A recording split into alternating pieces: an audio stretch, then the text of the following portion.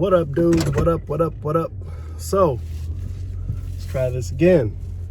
What's going on, guys? I want to talk to you about a project that I have decided to back. I don't know the expectations obviously is for it to succeed, but also to see somebody kind of get their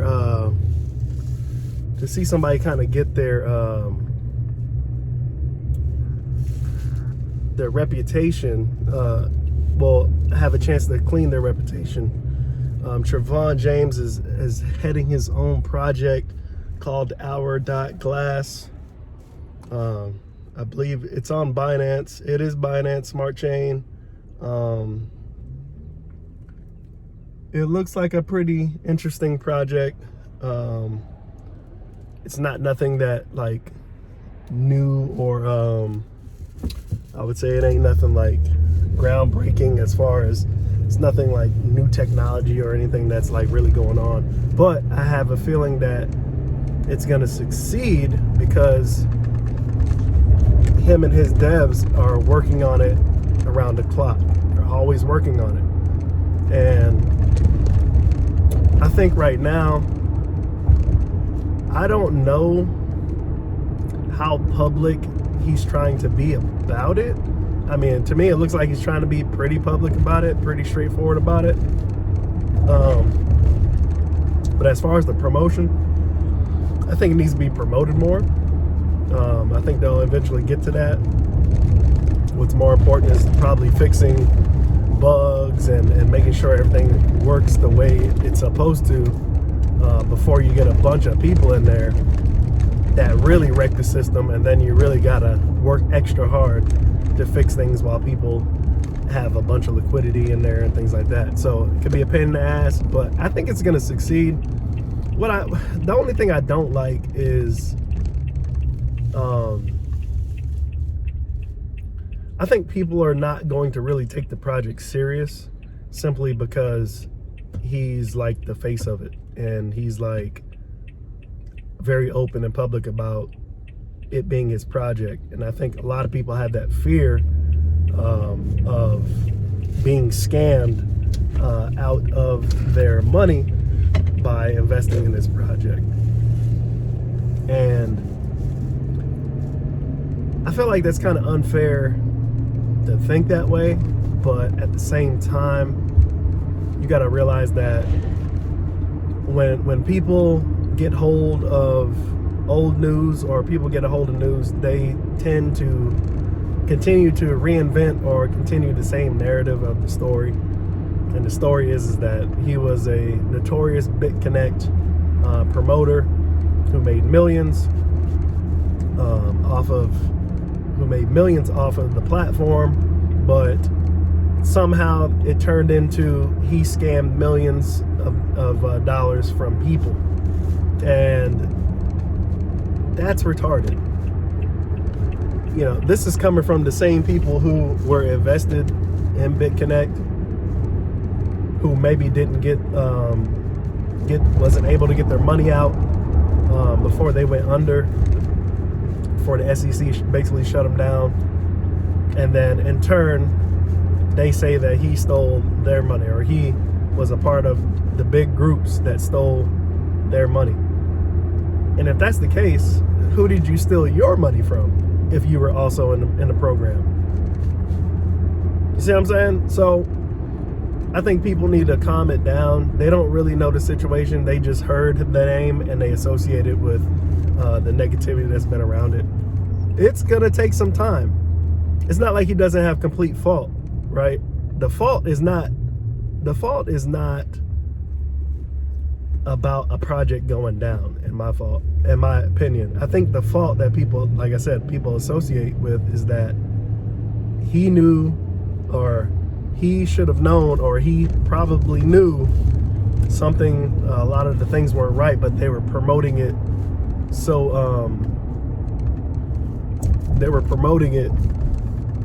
much that basically they knew the ship was going to go down, but they were just trying to get every little bit out of it that they could. You know, kind of like a basic scammer, you know what I'm saying? Like, and so, you know, that's to be argued whether or not he knew or not. I mean, you know, it is what it is. People got involved. People did get hurt. You know, I would say that it's a learning curve, because there were more projects other than BitConnect that straight up scam everybody. You know, I was in a really nice one that I thought, I mean, it could be as legit as possible, man. I don't know if you guys remember USI Tech. USI Tech was very profitable, and it was going well. I mean, these are the same people that flew you out to Dallas, Frisco, to like seminars, and you know what I'm saying, and they were very public, and they were always doing AMAs, and it was just very, very profitable. It was very, very legit. And then what happened? Literally, the same thing started happening with BitConnect. The SEC started to investigate, and they summoned them. I guess they went to court, and I guess at some point they decided that they were not going to comply with the SEC. And so SEC literally just kicked them out. They said, all right, well, you don't have to comply, but if you don't want to comply and pay us that fee, pay us our ransom, then you gotta go. You know what I'm saying? Like, you gotta go. And so again, another program being abandoned, and that made a lot of people mad too, because the promoters, or the ones that were heading the face of it, you know, a white couple, nothing wrong with that, right? But they completely just disappeared.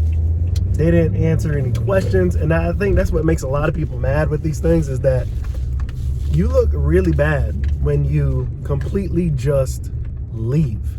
You disappear, you don't say anything, and you got people wondering like what's going on. I feel like that's the worst thing, but I guess that's the whole part of the scam. You know, all of a sudden the couple was like, they were outside of the country and shit, because they probably were gonna get arrested. I don't know, I have no idea. But I just say that to say that this is the crypto game, man. There's always gonna be some goddamn scam in the game. There's always gonna be people looking to get over on others. Now, what person you are, what role you play in this is completely up to you.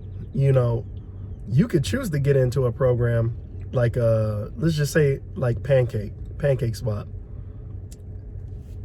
Previously a shit coin. That's what people called it. It's now at the top. Now you got people that are gonna buy in right now at $40 per token, and they're buying in big money, right? You got people gonna put in big money, and what happens in a week if Pancakes goes down to $10? What do you think they're gonna call it? A scam. What do you think they're gonna call it? A scam. And who are you gonna be able to call or contact from Pancake when shit goes south? I'll give you the answer. Nobody. Why? Because it's DeFi, it's decentralized finance. You're not gonna be up, there's nobody to call. There's nobody to contact to say, hey, what'd you do with my money? You see what I'm saying? It's the whole point of decentralized finance. It's decentralized. It's not centralized, man. So, you know, you just gotta understand what the hell is going on, man. It's good today because it's good. It could be bad tomorrow. It could be bad later on today. You just don't know, man. You take your chances, If you get lucky, you get lucky. If you get smacked, you know, you get smacked and you move on. You take your licks and you move on, man. So I'm helping, you know, I'm not saying I'm helping, but I am contributing to Trevon James's project, because I feel like if you have a dev team that's going to be there, you have a face of a project that's always out there informing you, keeping you informed, I don't think you can really go wrong. You know, at that point, it's just a matter of promotion, getting people to know about it. I don't think the project is promoted that well yet. I don't know if they're focusing on that yet, but yeah, man, I think the project could go pretty high. And like I said, man, that's the name of the crypto space. You know what I'm saying? It's always the gems are always the ones that people don't know about right away. You know what I'm saying? The gems are always the ones that people don't know about right away. And by the time they start learning about it, you might have already missed your boat. You might have already missed the boat. Not to make a profit, but hello. You have any more jalapeno left? Can I get 4?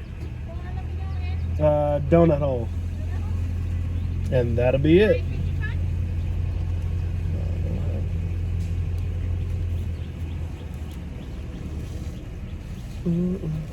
Yeah, so you know, you just don't know, man. But I think it's gonna go good. I feel like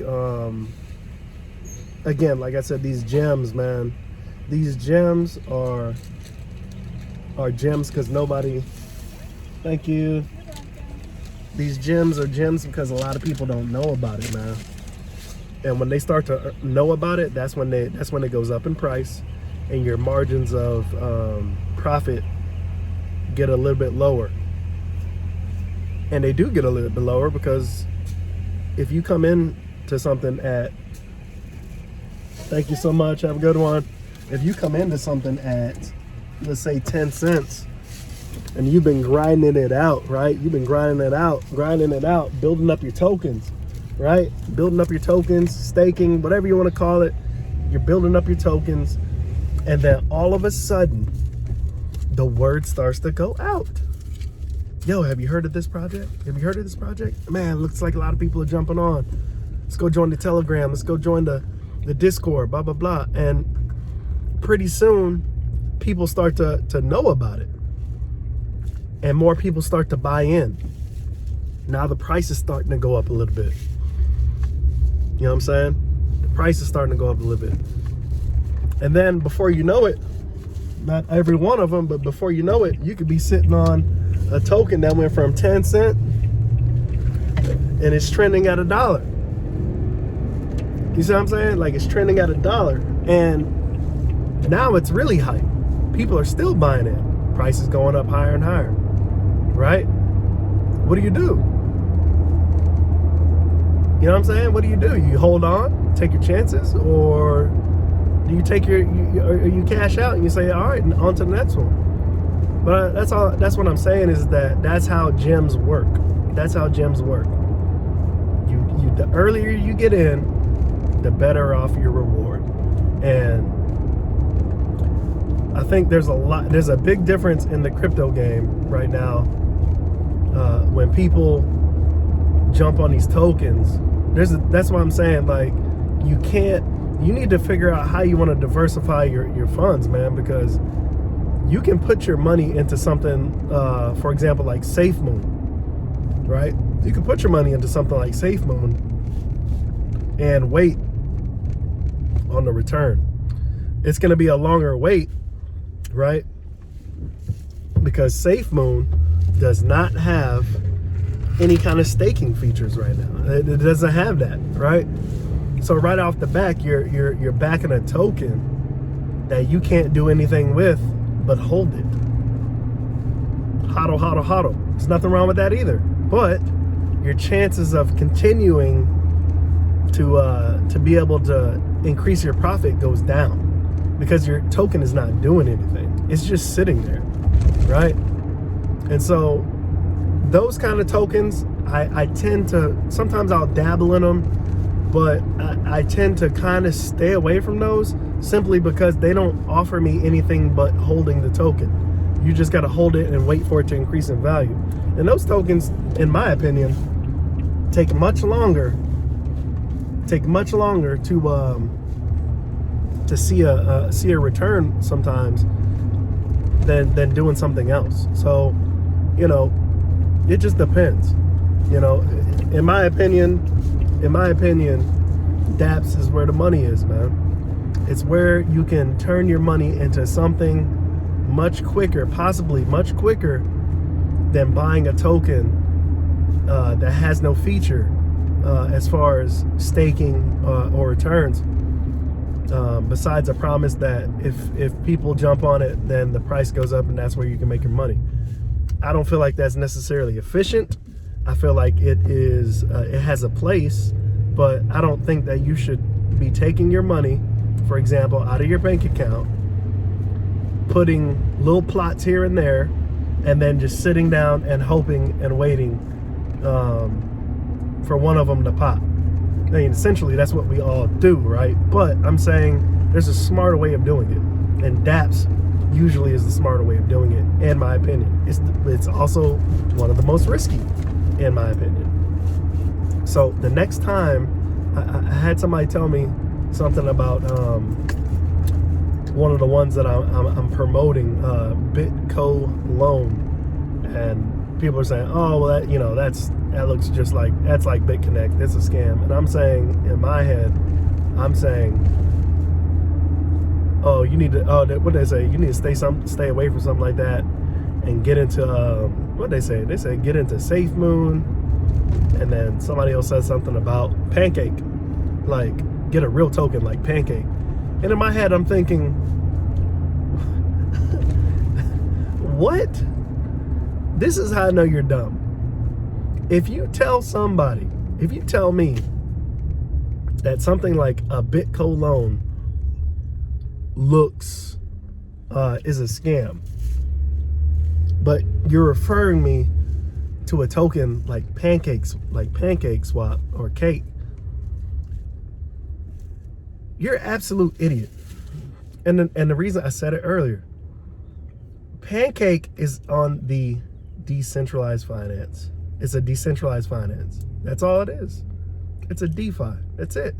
And what does that mean? That means that at any moment, they can take the website down, they can close it out completely, and where are your coins? Where are your tokens at? How are you gonna get your tokens back if they're not already in your wallet? Matter of fact, if Pancake wanted to, they could simply disable our ability to withdraw or swap tokens at any given time. That could happen. So where is your guarantee that Pancake is not a scam, right? That's what I'm saying. Like, people, man, they amaze me. It's only because a lot of people are using it that it's no longer a scam. But it could be a scam at any time until they scam. You see what I'm saying? That's why I view crypto as a potential scam. It's all high risk. At any point in time, any token, any program could disappear or step back or do a major pullback or completely shill or completely lose value. At any point in time, there's no guarantee that your token is not going to do that. And if you have a token that says it's going to do that, you're definitely in a scam. But anyways, guys, check out Trevon's new hour.glass. Check it out. Let me know what you think in the comments below. Let me know if you are somebody that would probably potentially back this project, why and why not. So look forward to that. Catch you guys in the next one. Peace.